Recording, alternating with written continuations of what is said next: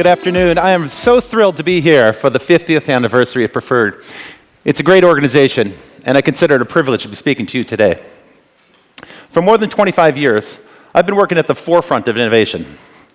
I've been launching digital services all over the world. So if you've traveled the world and you've watched satellite television channels, or if you've played multiplayer games on the internet, or if you've looked at video on your mobile phone, chances are very good you've been using a service that my team designed, built, and launched. I've learned two things from this experience. The first one is that when you're in the process of inventing something that's never existed before, there are always people who are going to tell you it's going to fail. There are always people who are going to tell you that can't happen. The customer won't go for it. It's going to be impossible to do that. And you can choose to listen to those people, and then you won't launch anything at all. Or you can choose to invent the future. You can actually choose to say, I have a vision.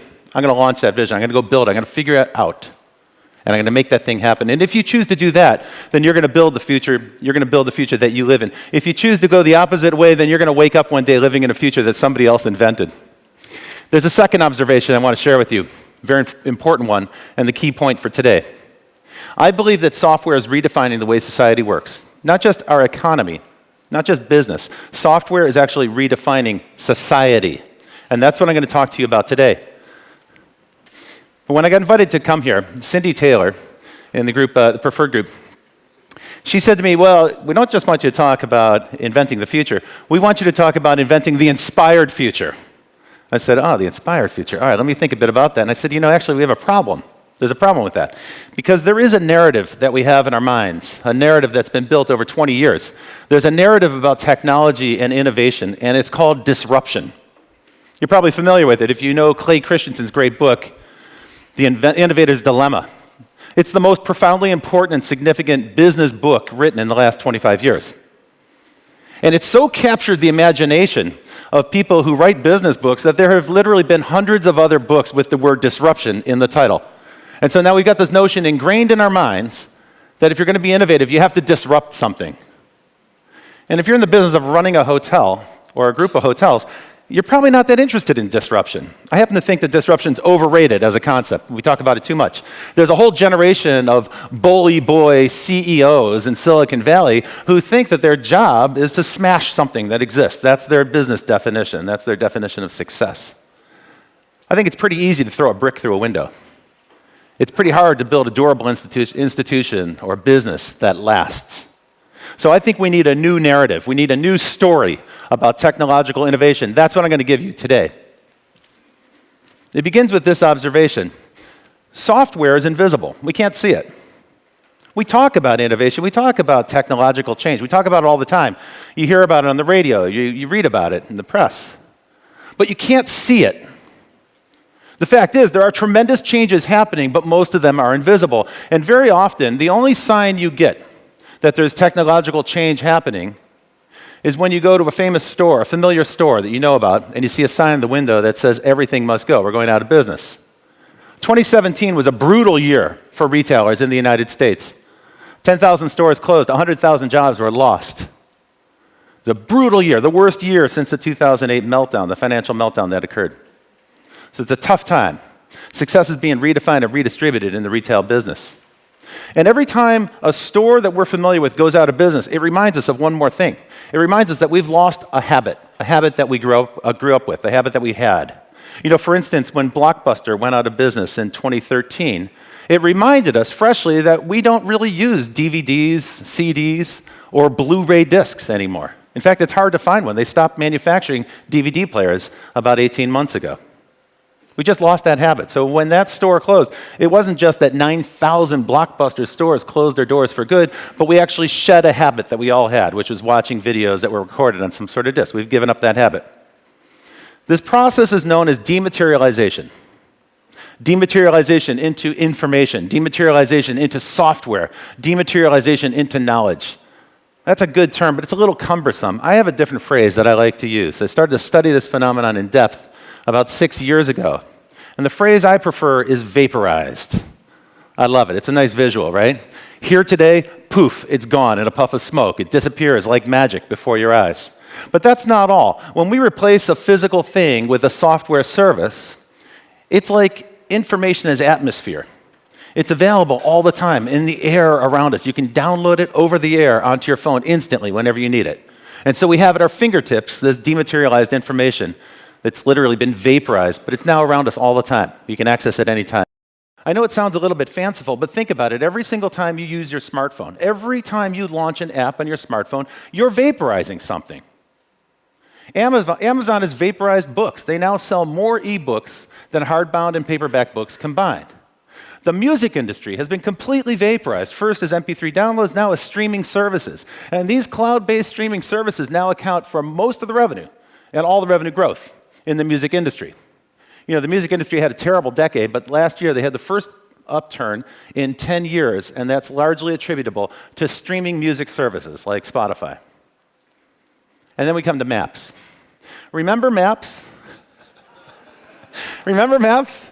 It used to be, there was a time when you went to another city, you visited a place, you'd stop off at the front desk of the hotel and you'd say, "Can I get a map? I want to find out about the neighborhood. I want to go for a walk." Today, in your pocket, in your phone, you've got a much better map, a map that tells you where you are and how to get back to the hotel in the language of your choice. And a whole generation of kids are growing up with smartphones. They will never know what it means to be lost in a foreign city. They'll never have that experience. They won't need to know how to read a map. The game industry, which I know so well, has been totally transformed. Not just because you can download a game to your phone, that's the beginning of it, but it's actually changed the way we make games, and it's actually changed the business model around games. Games on phones, when I brought the first games over to the United States for mobile phones in 2001 and 2002, at that time people thought we were crazy because you could barely use the thing to make a call and keep the signal going. People thought we were nuts. And people in the console game business and the online game business, they looked and they said, "That's crazy, it'll never work. Games on phones are terrible." That was true in 2002. Today, mobile games accounts for almost half the revenue in the game business. It's by far the biggest sector of the game business, and it's growing at twice the rate of any other sector. It will be 50% of the business by 2020. And I think the TV business, which I've worked in for all my career, is also being vaporized. My friends and colleagues in the TV business hate it when I say this, but TV is in the process of being vaporized.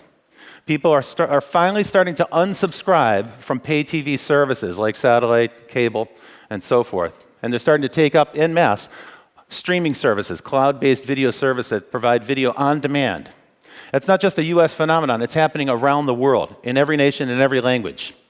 There are more than 200 OTT video services on demand in the United States alone right now. Most US households subscribe to a service like Netflix or Amazon Prime or Hulu. And the number is growing. So I think the TV business is also being vaporized into software. So far, you're probably thinking, okay, I get it. He's talking about replacing media with software. That's true. That's where it begins. But I'm actually talking about something bigger and broader. I'm talking about replacing physical stuff with software, replacing physical things. It's not limited to media, maps, or music. We're actually replacing devices with software. Think about it. Your smartphone in the last 10 years has absorbed the functionality of about 25 consumer electronics devices. They've been replaced with software in your phone. And that's not all. For the companies that manufacture consumer electronics, the last decade has been devastating. For the companies that make MP3 players and digital cameras and GPS units, they've seen double-digit decreases in the sales of those products, while the sale of smartphone has increased 530% in that same time frame. Once you start paying attention to this phenomenon that I call vaporized, you start to see it everywhere. There was a time where we had an elaborate ritual for meeting somebody if you were trying to go out on a date. Today, that's over. There's an app for that. I got a note from my doctor's office last year in flu season. They said, "Hey, it's flu season. Who wants to sit in a doctor's office?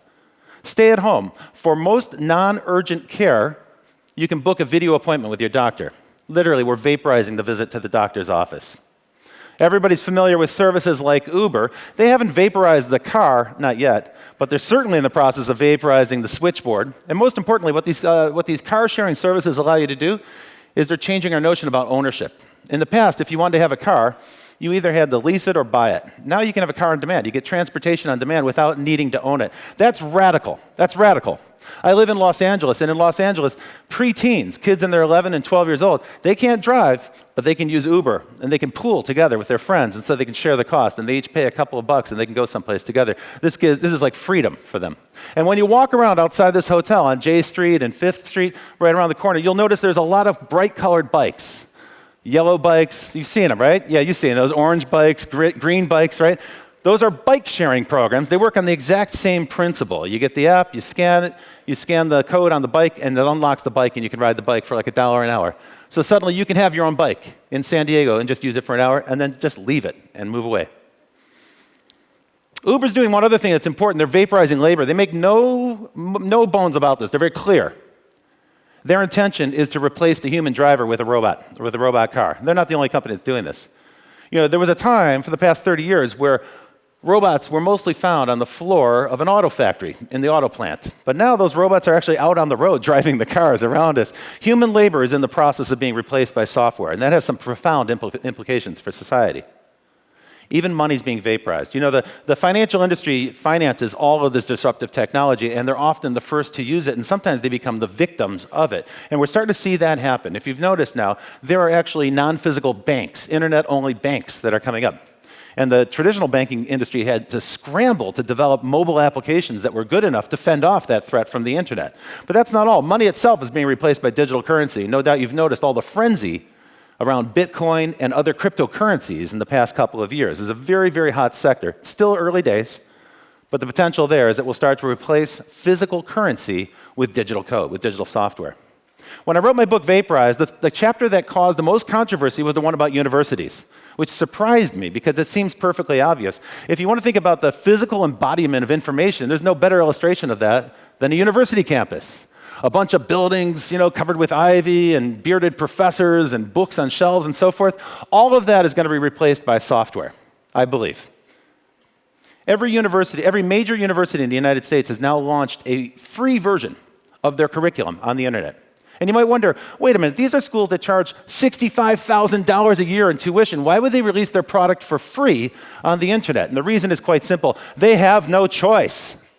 They have no choice because venture-financed internet universities and internet schools are coming on so strong, and they're picking up customers all over the world. They're not going after the same customer that attends USC or Harvard or Princeton. They're going after the billions of people outside the United States who will never set foot on one of those campuses. These are businesses designed to scale to planetary level. All right, at this point, I know what you're thinking. You're saying, wait, I came to a hotels conference. Is this guy just going to stand there all day and tell me about things that are being vaporized? You're probably wondering, when is it going to stop? I've got news for you. It won't stop. It won't stop. And the reason it won't stop is because of this, the iPhone decade. We just lived through the first 10 years of the smartphone, and it's completely transformed society. The iPhone is the most successful consumer product ever introduced. It's the first trillion-dollar product. It catapulted Apple from a niche computer maker, kind of like the BMW of computers, to the most valuable company on earth. And it did that in a 10-year span. Because you see, Apple doesn't just sell hardware. They sell services and software bundled with the hardware, and that's why they're able to drive profit margins like no other company has ever done in the hardware space.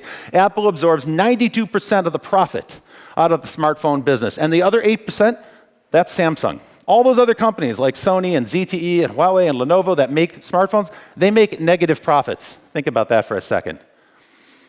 Apple's unique advantage is that they combine software with hardware, and that makes the hardware more valuable.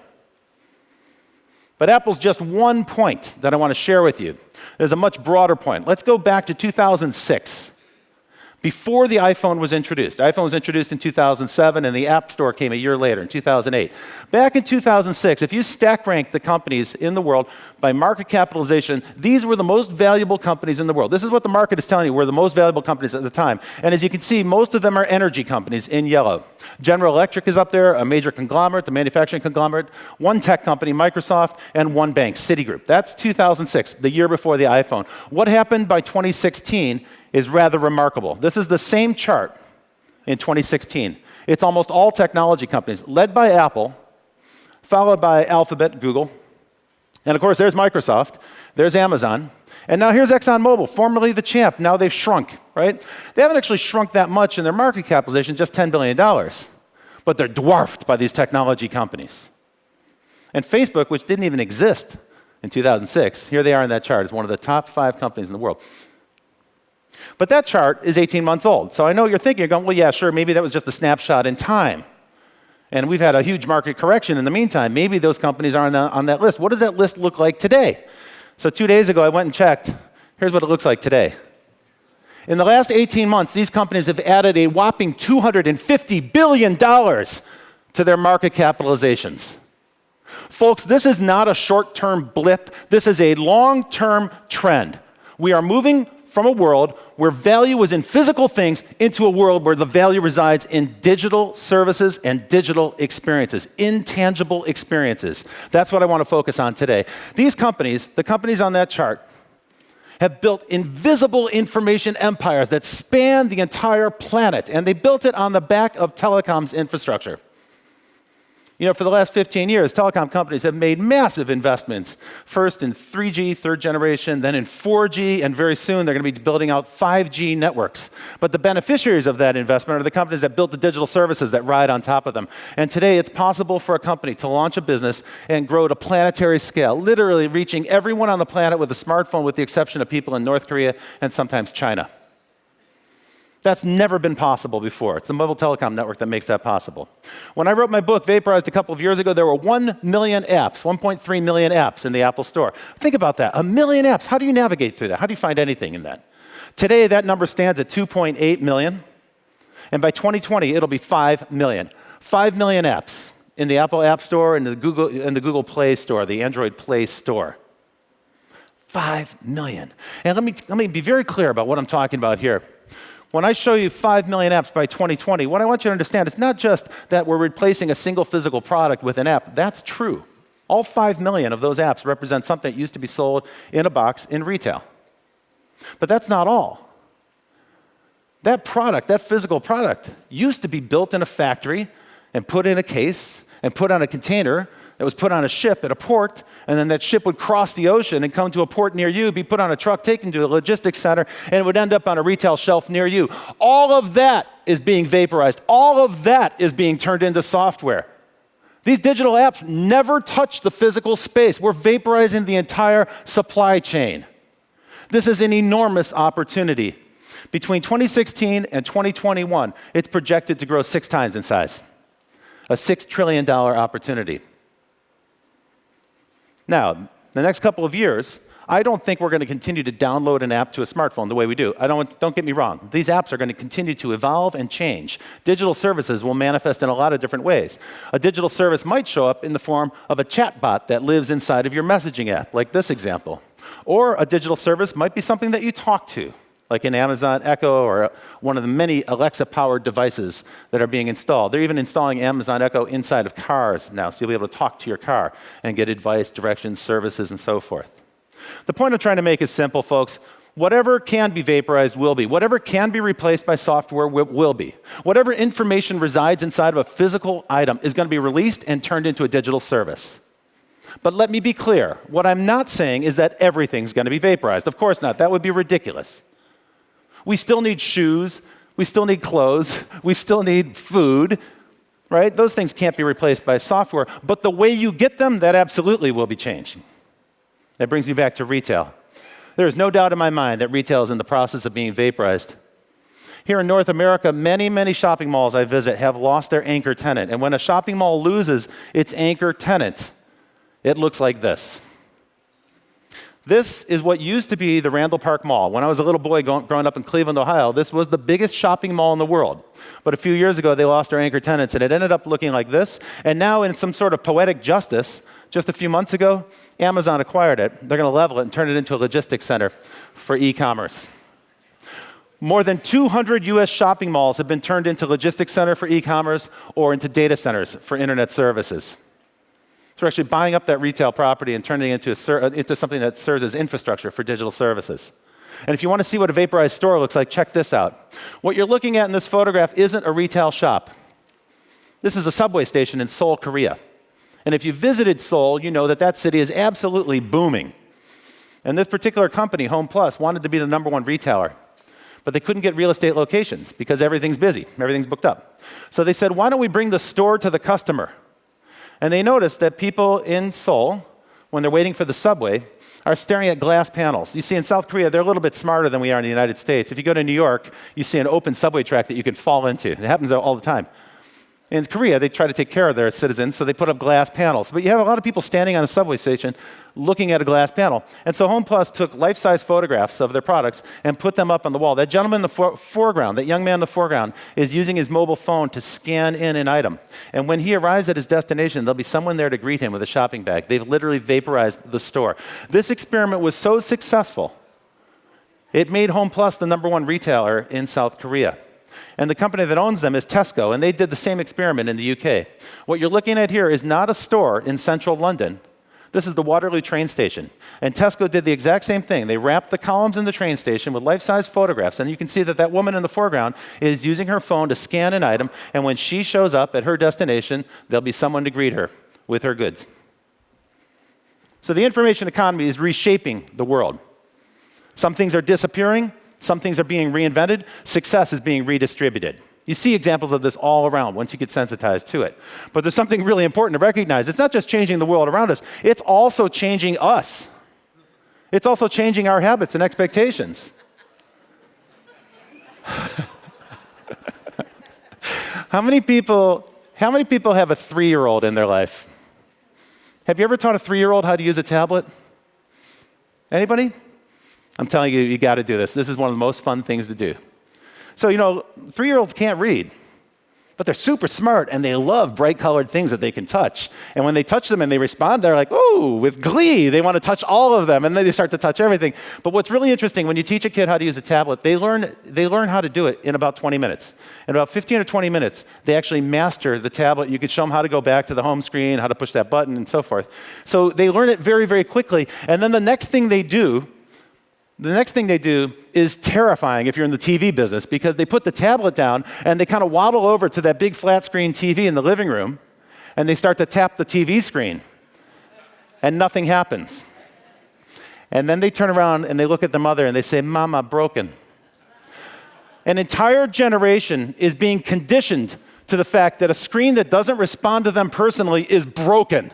That's being conditioned to them before they can even read or properly write. And of course, for a generation that grew up with mobile devices in their homes, the letters www don't stand for World Wide Web. They stand for whatever, wherever, whenever, because that is their expectation. They've been trained in by these mobile devices. They expect the whole world to respond to their whim whenever they touch an icon on the phone. And yeah, this applies to you as well when someone's in your hotel. That's the expectation that your customers have. These kids have gone, in the iPhone decade, in this past decade, they've gone from preteens who are playing Angry Birds in the back seat of the car to sullen teenagers who are hanging out on Snapchat, and now they're young adults who are using Tinder to hang out and find a great time on the Friday night. And they're your customers. And they come to you armed and equipped with superpowers delivered through a smartphone. They have that expectation. My clients in the TV companies still haven't been able to get their heads wrapped around this. They still refer to the mobile phone as the second screen. They still think that the first screen, the primary screen, is television. And I've got news for them. Even when the TV is on, look at teenagers. Look at anybody under the age of 30. They're still looking at their mobile phone while the TV is like a kind of wallpaper in the background. So overwhelmingly, the mobile phone is the #1 screen for people under the age of 30. That's the demographic you got to keep an eye on. And that phone conditions us to look at the TV in a different way. If you look at your iPhone and then you look at that cumbersome remote control for television, it's deeply dissatisfying to have to use that remote to navigate through hundreds of channels. Mobile phone conditions us to expect instant gratification. All those icons on the phone are basically a way to say, I want it now. I want it right now. I want it for me. And there's one more thing. The mobile phone turns people into active participants. When I worked for Oprah Winfrey, she had a great phrase for this. She said, "People are waiting for instruction. You have to tell them what you want them to do." Write that down. Your customers are waiting for instruction. The way we looked at it when I was at the Oprah Network was we decided we could cast our audience into roles the same way you cast actors into roles in a movie. If it's about a game, then they're going to be players. If it's about an online conversation, then they can be contributors to it or moderators of a discussion. If it's about a news feed, you can have curators and influencers can market. And of course now, with things like crowdfunding, you can actually ask your audience, your customer, to pay for a product in advance before it even exists. And when they do that, they're so excited because they feel ownership, they start to tell everybody. They become evangelists. They become marketers for you.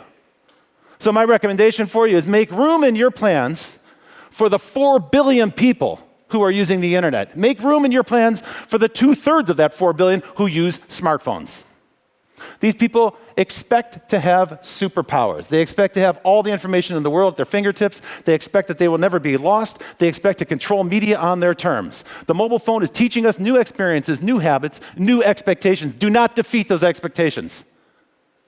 Make sure that every minute of experience, before, during, and after someone is in your hotel property, meets those expectations. That's why it's so easy for me to predict that every company in the world is going to be a software provider. Every company in the world, every company that wants to connect with this mobile generation is going to have to figure out how to develop a service that caters to those expectations. And that's exciting. That's a chance for reinvention. It's a chance to rethink every aspect of your business process and your operations. 20 years ago, Steve Jobs told us to think different. But unfortunately, what I've noticed, as I work with so many different companies in different industries, I've noticed that we still think the same. We tend to stay in our little box. We think exactly the same. We're still occupied by the same issues. I'm sure in the hotel business, there are plenty of people who are so focused on operations, just making that machine run smoothly every single day. There isn't that much time in the day to rethink your business or to reinvent your business. Sort of the last thing on the list. When you get done with all those items at the end of the day, reinvention is at the end of the list. My advice for you is think disruptive. Think disruptive. When I work with clients in all sorts of industries, what I try to focus on with them is their blind spots. I want them to be aware of their blind spots. Every business operator is preoccupied by certain frontline items that have to be attended to. Everybody is preoccupied by the burning issue of the day. And we're blind to other things. Here's an example from TV. When I talk to TV executives, I show this picture. I say, what do you see? And they say, well, I see 3 screens. I say, okay, fine. Tell me more. And they say, well, I see a television and a mobile phone and a tablet. But don't worry, we got it covered. Our distribution people have licensed to Netflix, so we're good. We're on all those screens. And I'm like, no, you guys aren't looking at it the right way. When a disruptor looks at this picture, they see something you don't see. What they see is an invisible layer of software that connects all those devices together. And there's great opportunity there. Opportunity to develop new ways for people to discover and experience and find different services. New ways for people to manage content, to organize it, to create their own playlists, to control the content experience on their own terms. New ways for people to share it with their friends, to recommend it, to talk about it. New ways, basically, to participate in the marketing of the things that they actually like. And this has resulted in a brand new trend that's changing the media business, allowing consumers to control media on their own terms. But all of the incumbent companies, all the major media companies, they missed this opportunity and they relinquished that opportunity to startup firms like Netflix and Amazon. New media requires that we think differently. New media demands a different approach. You can't bring the same old thought process. You've got to look at it differently. When I talk to automotive companies, I love this conversation so much because auto people, anybody that works in the auto industry has been there for many years. They're successful because they love cars, they love motors, they love iron, they love rubber tires, they love leather interiors, and that's what they love to talk about. So when I show this picture, I say, what do you see? And they talk about the build quality and the performance characteristics, and I say, you know what? When somebody's stuck in traffic in Los Angeles, they're not really thinking about performance characteristics. A disruptor looks at a car and they see an invisible layer of software and they realize that that automobile can now be a platform for ride-sharing services, for something like Uber, these transportation on demand companies, or for concierge services, or it can be a platform for robotics, robot vehicles, and so forth. And we're seeing a massive reinvention of the auto industry, but the auto companies are having to catch up because they don't think about software. They have this blind spot. They can't see it. When you look at an office building, what do you see? You folks know real estate. You probably see a beautiful property in a great location. But when a company like WeWork looks at it, they see something you don't see. They see that building as a platform for digital services. WeWork is using big data to perfect the way they organize the space, the way they cater to their customers, the way they devise new services. And as a result, WeWork is not valued like a real estate company. They're valued like a tech company. And that much higher valuation gives them the ability to borrow a lot more capital. And trust me, WeWork has taken on a lot of debt. They're able to do that because they're valued in a completely different way, because they see that invisible layer of software that makes that building even more valuable. So what about hotels? Here we are in this magnificent property. And isn't it great, the Pendry Hotel? Haven't you enjoyed it? Superb service. Yes, exactly. Right on. Honestly, superb service, 5 people at the front door. You walk up to the desk, there's no lines. But when I look at this hotel, I see it as a luxury property, and I also see it a different way. I see it as a platform for the launch of digital services, and I hope you're starting to see that with me as well. Folks, there's another blind spot we need to talk about, and a great example comes from retail. Everybody's being confronted with new technologies that they have to acquire. I'm sure that's happening to you in your hotel business. And sometimes you're puzzled about how exactly to roll this stuff out and introduce it. So the retail industry, they're not oblivious to e-commerce. They're keenly aware of it. They're very sensitive to it. And so they've begun to try out and experiment with and invest in all kinds of new technologies, things like sensors in the store, things that can recommend new services to you, new products that you might not know about, ways to track customer behavior and follow people through the store, recognize the customers, and so forth. But too often, the technology doesn't serve the customer. I'll give you a great example of that. One of the things that's been vaporized in retail is the checkout counter. You probably noticed that, right? If you go to a big grocery store or if you go to Home Depot, you probably noticed where they used to have 20 checkout tellers, now they have 2 human beings and they have 20 robot checkout counters. And I have to tell you, as a consumer, this experience sucks. It's terrible. Right? Because now I'm not getting service. In fact, I'm working for the retailer. All of a sudden, I'm the one who's taking the products out of my cart, and I'm putting them on the little thing to scan them, and then I'm putting them in the bag, and I'm thinking, do I get paid for this? Is this a union job? Are there benefits that come with this job? For like 10 minutes, I work for the store for a little while. That's a customer disservice. And you heard about Amazon Go from a previous speaker, and I thought that was a superb presentation that we had earlier from Focusrite Research. I want to just build on those comments because they were so spot on. He talked about Amazon Go. See, Amazon loves to torment retailers. So they decided, why don't we get into the retail business and see if we can reinvent it? So what they did was really smart. They did a survey of people who shop, and they said, what do you hate most about retail? Turns out there's a lot of stuff people hate about retail. They hate going to the mall. They hate trying to find a parking space. But the one thing they hate the most is standing in line. And so using a novel combination of machine intelligence and machine vision and the fact that 100 million Americans are subscribers to Amazon Prime, they've invented something new. You simply walk into this shop, you pick up the merchandise you like, and you walk out. No cash register, no line. In fact, that's how they're marketing it, just walk out. And of course, as the earlier speaker pointed out, people are waiting in line to get this experience, which I love. The reason this is possible, the reason this is happening right now, is that in the last couple of years, something subtle has happened. Your mobile phone has absorbed even more functionality. All that stuff in your wallet and your pocket, your credit cards, your boarding passes, ID cards, those badges you use to get access to a building, keys, all of that functionality has now been absorbed into your mobile phone. And that's important for you because, folks, you're in the key business. I give you my credit card at the front desk and you give me a key back. That's about to change. A couple years ago, when my book came out, I noticed this. I was on a tour and I went to a hotel in San Francisco. This is the key card they gave. I liked it so much I took a picture of the front and back of it. First it says on the front, my days as a key are numbered. And I love that because it's not a key, it's a card. It's a metaphor for a key, but fine. Let's go with it. Flip it over. On the back, it's encouraging me to sign up for the SPG app. Why? Well, this is actually a stealthy thing. I know I'm going into some thin ice here because you're probably wondering, why is this guy at our event talking about SPG's app? Bear with me, bear with me. What SPG knows, and what the folks at Marriott know, is that apps build loyalty.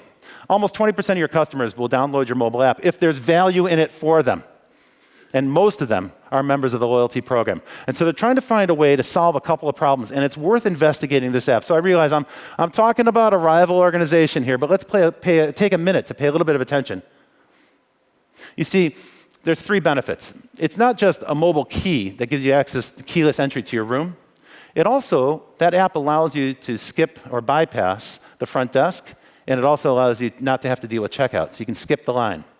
So it's like a magic trick, right? It's like a great magician. They distract you with this cool, novel thing of, just go up to the door and tap the door with your phone and you can get in. It turns out for the people who use it, that's not actually the best part of the app. That was just the groovy feature they used to market it. The best feature of the app is the fact that I can skip the checkout line. I can just walk out, just like that Amazon store.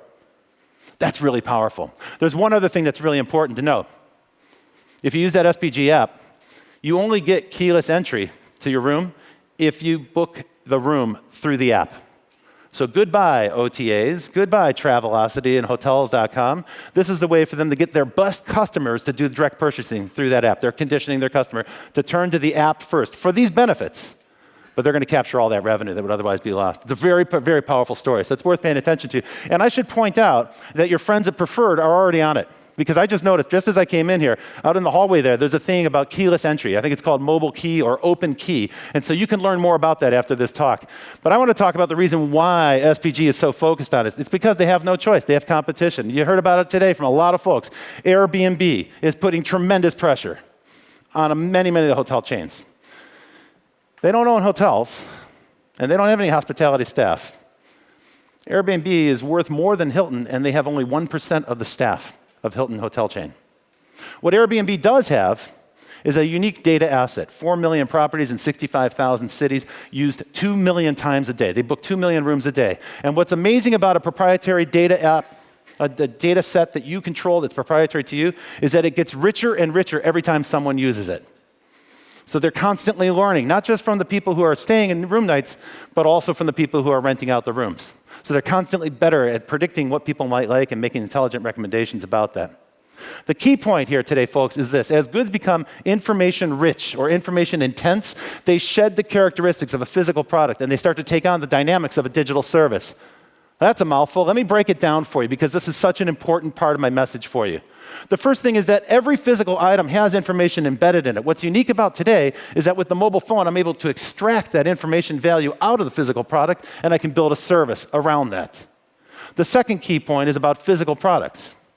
It's expensive to retool a physical product. It's expensive to overhaul a hotel. I know you do it. You keep your properties up to speed. That's great, but that's expensive. It's fast, easy, and cheap to update a mobile app.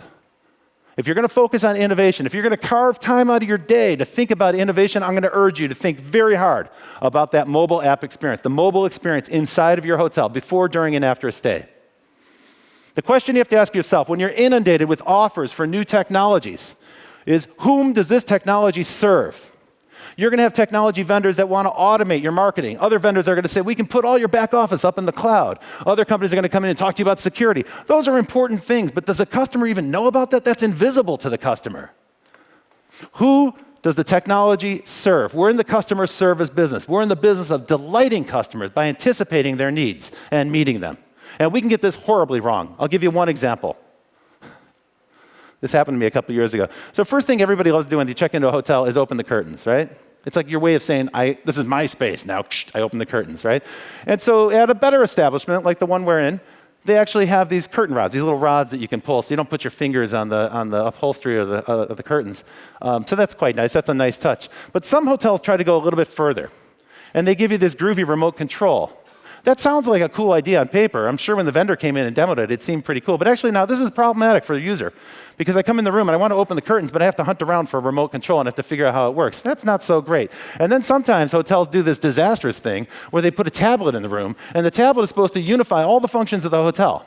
Sounds great on paper, but if you're not familiar with that interface, it's actually a problem. I'm only in the room for 1 or 2 nights. Am I really going to learn how to master your user interface? Do I really want to invest in that? I've already got a tablet, and I've got a computer, and I've got a smartphone in my pocket. Do I really want to have to invest time to learn how to master it? And what if it's in a different language? So this happened to me. I was in Europe, and they had one of these cool high-tech hotels, and the tablet was in a different language, and I was able to manage through it. But in the middle of the night, I woke up because I was on jet lag, and I wanted to turn on the lights. And I didn't know what button to push. So I started just pressing buttons on the tablet, hoping I'd hit the right one by accident. Instead, what I did was I crashed the tablet. Now my whole room was offline. I couldn't control the curtains. I couldn't turn on the lights. I couldn't even call the front desk to get some help. So what did I do? I went to my smartphone, and I used the flashlight on my smartphone. And I just abandoned the whole technology experience. In the UI world, when we design a user interface, we call this an arbitrary mapping, and it's the biggest disservice you can do to people. You're forcing them to relearn things that they're already familiar with, and you're forcing them to relearn it in a very short time frame. It's a terrible thing to do. It defeats customer expectations. Don't do it. And there's another customer expectation. While I have a moment on this stage I want to talk about. Put more outlets in your room. You know, I love this hotel because they actually have these things. They have a thing like this in the room with the USB plugs. That's great, right? It's all I want to make me happy. I carry at least 7 electronic devices with me wherever I go, sometimes more, depending on what I'm doing. I need to plug all those things in when I fly. I'd settle for a thing like this. So when you start thinking about digital experiences, you can think about it every aspect of your business. So far, I've been talking about things in the room and in the hotel, but there's also discovery. How do people learn about your hotel? How do they know about your hotel in advance? And this is where social media is so very important. You can actually optimize your business for Instagram, Twitter, and other social platforms. And the company that's the best in the world at doing this, in my opinion, is Starbucks. Did you hear about the unicorn frappuccino that came out a year ago, last April? Did you hear about this? Yeah, I mean, if you're on Instagram, it was unavoidable for a couple of weeks, right? So at first, there were rumors. They did this so brilliantly. They played it like a violin. There were rumors on Twitter that this was coming, and people started to get excited. Unicorn frappuccino, OMG. And then they started to talk about the actual date when it would come. So, of course, they built up customer expectation. This is real people tweeting about a soft drink. Like, it's crazy, but people did. They wanted to go to the store. And, of course, it was a smash, right? When people went to the shop, they took pictures. They took selfies. You weren't paying for the drink. You were paying for the selfie. You were paying for the likes that you get in social media. You took a picture of yourself with the thing. And then, of course, when it came out, people looked at the nutritional information, and they realized, this thing is gross. 400 calories, that's like a quarter of your daily calories on a product that has no nutritional value and a whopping 76 grams of sugar. And worst of all, because it's supposed to have like multiple flavors that changed, it was actually gross. It tasted bad. But that didn't matter because for Starbucks, it just worked. There was even more cheddar. There was like the reaction to the initial campaign and people were talking about it. And then one of the baristas posted this video where he was whining about how difficult this product is to make. And of course, that went viral. And every major news outlet in the United States picked it up and put it on the nightly news. So Starbucks got an additional burst of publicity from this. And then there were third-tier knock-on, follow-on effects where people started posting their own do-it-yourself unicorn frappuccino recipes. There was even a vegan unicorn recipe. Then people started to extend the concept into unicorn cakes and even unicorn fashions. I'm not kidding. This was a major home run. They got everybody in the Twitter and Instagram universe talking about this utterly meaningless experience. People are paying for the social media experience. They're not actually paying for the product. Somebody who understands social media better than most CEOs is Elon Musk. And recently, you may have seen this photo because it was reprinted widely on the internet and some publications. So in his spare time, when Elon Musk isn't paying attention to running Tesla, he also is the CEO of a space company, SpaceX. And SpaceX was testing a heavy rocket. And usually in the space industry, if they test a heavy rocket, they put some meaningless payload in it because they're worried it might blow up or something.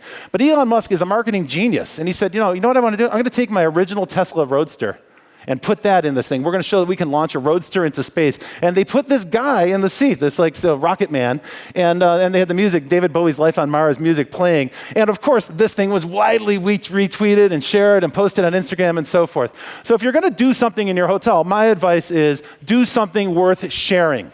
It doesn't have to be a big thing. You don't have to launch a car into space to make this work. It can be as simple as a clever slogan on a pencil.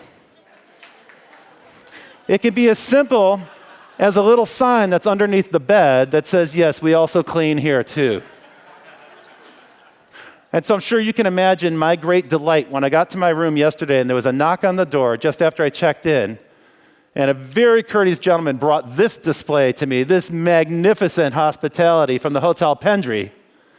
And so dutifully, I got my phone out, I took a picture before I disturbed it, and said, nicely done, Pendry Hotel.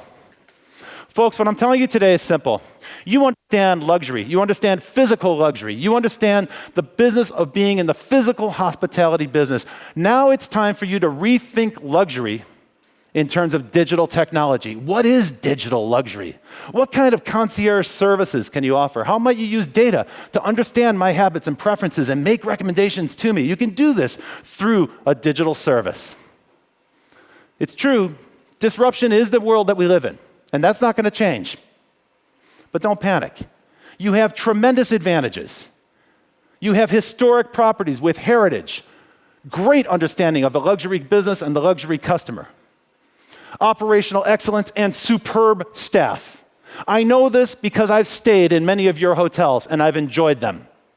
So I know that you have great strengths. And there's one more thing that you've got.